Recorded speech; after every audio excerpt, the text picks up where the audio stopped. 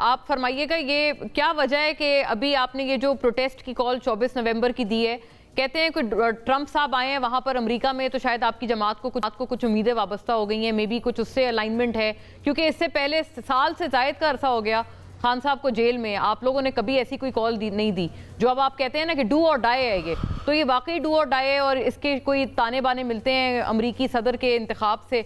And secondly sir ये बताइएगा, अब आपकी गवर्नमेंट कहते हैं, वो गवर्नमेंट आप पे इल्ज़ाम लगा रहे हैं कि आपके जो वर्कर्स हैं, कारकुनान हैं लंदन में, वो ख्वाजा आसिफ साहब को जान की धमकियों तक देने पर उतर आए हैं।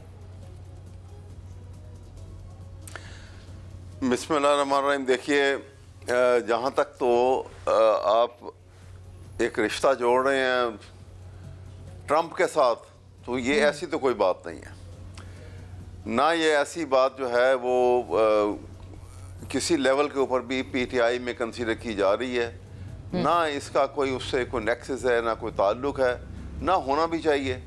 सही बात है। देखिए ना, वो एक होना तो नहीं चाहिए। वर्ल्ड सुपर प्रेसिडेंट हैं, उनके अपने इंटरेस्ट हैं।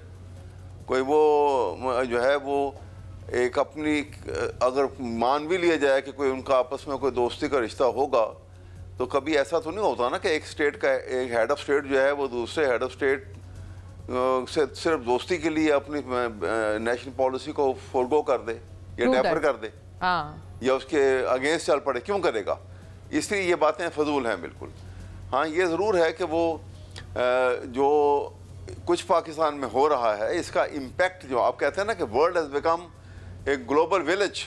हाँ। तो जब ग्लोबल विलेज बन गई है वर्ल्ड, तो फिर जो एक कोने में जो कुछ हो रहा है वो दूसरे कोने में उसका इफेक्ट नजर आता है। हाँ। और वो उसके ये एस्पेक्ट है, उसको आप जरूर गौर कीजिए कि जो यहाँ पे अनकॉन्स्टिट्यूशनल एक्ट हुए हैं, जो इलीगैलिटीज यहाँ पे कमिट हुई हैं, ऐसी ग्लेरिंग के पाकिस्तान की तारीख में नहीं हुई है। कभी सोचा जा सकता था कि आप 26 अमेंडमेंट जो बिल पास हुआ और वो एक्ट बनाया इन्होंने, उसमें कितनी कॉन्स्टिट्यूशन अमेंडमेंट हुई हैं अब और उसमें कहा गया कि ये अवामुन्नास के फायदे के लिए हुई हैं। तो अवामुन्नास को ना किसी को दिखाया गया, ना बताया गया, एक किस तेजी के साथ वो सब कुछ किया गया, ना डिबेट हुई ओपन। ये तो ऐसी अमेंडमेंट के लिए तो। बट सर ये फरमाइएगा, आप कह रहे हैं इसकी टाइमिंग अभी क्यों हुई है, ये फिर आप बताइएगा। आप जैसे कह रहे हैं ना कि इसका अमरीकी वहाँ इलेक्शन से, ट्रंप के आने से कोई ताल्लुक नहीं, तो फिर वाई ना हो? क्योंकि साल से ज्यादा हो गया ना खान साहब को पाबंदी सलासल। आप लोगों ने तो ऐसी कोई कॉल नहीं दी पहले। जी, तो देखिए ना, आप ये सवाल ये है कि हर इंसान की बनाई हुई या उससे वाबस्ता किसी भी चीज का एक सैचुरेटेड पॉइंट आ जाता है। हाँ, बर्दाश्त की लिमिट आप कहते हैं। कुछ ये करते रहे हैं, जो इलीगैलिटीज करते रहे हैं, उसकी हद हो गई। आपने देखा नहीं कि फंडामेंटल राइट्स को इस तरह ट्रैम्पल कभी किया गया? हाँ, फंडामेंटल राइट्स को के साथ जो सलूक अब हो रहा है इस वक्त, और उससे ज्यादा होगा अब, इसलिए कि अब उन्होंने पाकिस्तान की सुपीरियर जुडिशरी को उन्होंने हुकूमत के कंट्रोल में दे दिया। अब तो ना जुडिशरी रह गई बाकी। पाकिस्तान के आयन का तुर्रा इम्तियाज ये था कि पाकिस्तान के आयन का जो बुनियादी ढांचा था वो इंडिपेंडेंस ऑफ जुडिशरी के ऊपर था, और वो उन्होंने खत्म कर दिया। लेकिन सर एक बात है, फिर ये कामरान मुर्तजा साहब अभी जैसे कह रहे थे, वो भी फरमा रहे थे, जेयूआई भी बाय एंड लार्ज यही कहते हैं कि आपके इनपुट्स भी थे, आपको बताते भी रहे हैं। मौलाना साहब ने आपके कई सारी प्रेपोजिशंस थी जो कि उसमें डलवाई है मुसवदे में। तो फिर आप ये सब करके फिर अब आप इतने एतराज़ात उठा रहे हैं?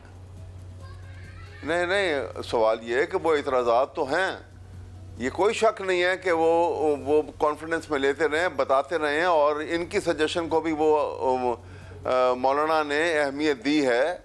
हाँ। मसलन ये जो कॉन्स्टिट्यूशन कोर्ट के ऊपर पहले शोर मचा हुआ था, फिर ये पीटीआई की तरफ से भी सजेशन थी, और इसमें कामरान मुर्तजा की तरफ से भी ये सजेशन थी, और फिर इसके साथ वो उन्होंने ये रखा। लेकिन वो किस तरह से उसको अमल दरामद करना था, क्योंकि मौलाना ने जब ये बिल पास हुआ है तो उसके बाद उन्होंने बाकायदा पब्लिकली कहा है कि जो कुछ हमने सजेशन बना के दी थी, इसमें फिर तब्दीलियां की हैं इन्होंने। और वो बगैर बताए किसी को की है। पब्लिक स्टेटमेंट है, आपने सुनी होगी जी, पब्लिक स्टेटमेंट उनकी आई थी इसके बाद। और देखना ये है कि अब जो प्रैक्टिकली हो क्या रहा है, आप देखें ना कि अभी डाल दिया वो इनके ऊपर मंसूर अली शाह साहब का इशू। मंसूर अली शाह के खिलाफ क्यों हो गए थे ये? इन्होंने शोर मचा दिया कि मंसूर अली शाह अगर आ गए तो यहाँ पे वो इलेक्शन ऑडिट करा देंगे। हाँ, हाँ। अब जब आप कहते हैं कि आप जेन्युइनली इलेक्ट होके आ गए हैं तो आपको क्या खौफ है? ऑडिट 100 दफा हो जाए। लेकिन जब आपको ये खौफ आपके अंदर है कि आप लोगों की सर असल जो तकलीफ थी, 47 की मेंबर है,